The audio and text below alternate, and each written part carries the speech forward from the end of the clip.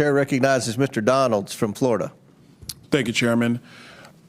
This is my third term on the Oversight Committee. We've been talking about illegal immigration and oversight the entire time. I remember we had a group of this committee that went down to the El Paso section of the border. This was back in February, March of 2021. And during that time period, we were at one of the holding centers, and there were these buses that were coming to the detention facility, and they were picking up 30 kids, 50 kids at random, walking out of the facility.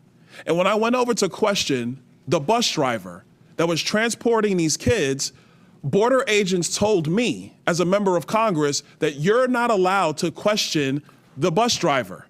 And of course, people knowing me, I didn't take no for an answer, and I repeated the question. And I was told that this bus of children was leaving El Paso and going to San Diego. And so what was occurring under the Biden administration is that they were busing unaccompanied minors all across the United States for one reason and one reason only. And that was because they did not want the press to see the pictures of kids in cages. They did not want to see our borders being overrun. They wanted to disperse that problem all through the United States. That is the reckless history of illegal immigration under Joe Biden and the Democrat Party.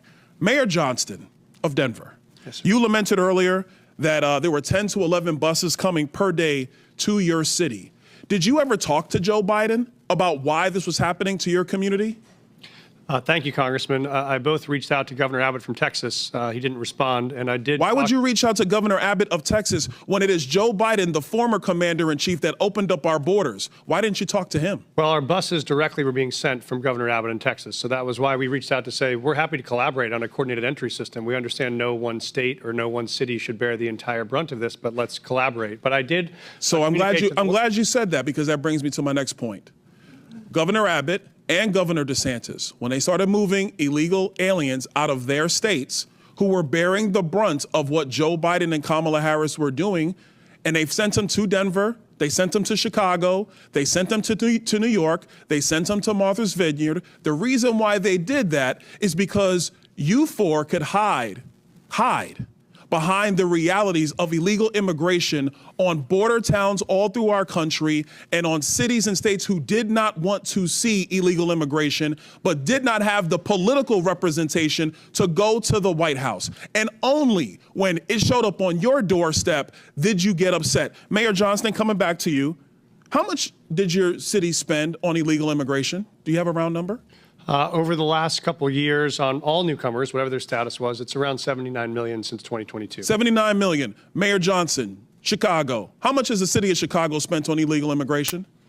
If you're referring to the 2022 up to 2024 of the buses coming from Texas, roughly the same percentage of the state of Texas, about 1% of our overall budget. What is that? Because we don't have the city's budget in front of me. Numbers. It's 1%, and if you want the actual calculation, we can make sure someone... You're the mayor. You don't have the math in front of you. It's 1% of the overall budget over the last 4 years. That's why you're a failing mayor. Which is Mayor the same Adams, number that was sent from us from the state of Texas. How much did the city of New York actually spend on illegal immigration?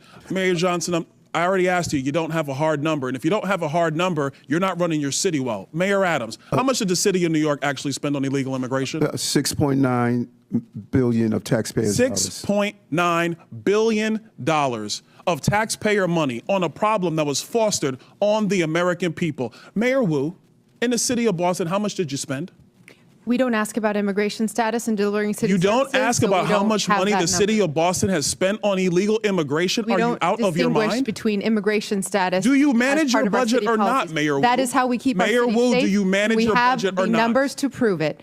I manage my budget. I have a AAA bond rating dating back 10 years. So to the city of Boston, just understand that your mayor does not care how much of your resources she has spent on people who are not citizens of the city of Boston. Is sick of having people outside Boston telling us what we Mr. Bear, I have a question for you, because I understand Cato's perspective when it comes to illegal immigration. I understand that the Cato Institute for a long time has had a standard of actually having open immigration into the United States. Generally speaking, I don't want to get into specifics. We support legal immigration. We want immigration to be legal. So let me ask you this question, because one of the great libertarians of the modern era, Milton Friedman, famously said, you can either have open borders or a welfare state, but you have to choose.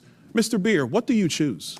Milton Friedman said he wanted to allow illegal immigration to continue. I disagree with Milton Friedman's position on that. We should have legal immigration and build a wall around the welfare state, not around the country. That's in the best interest of taxpayers. And I would argue that under the current system where you have sanctuary cities popping up, it is not possible to build that wall. So America can. has to Absolutely you choose, can. Mr. Beer, you're done. America has to choose between securing our nation or protecting the taxpayer. I choose secure the nation. I yield back.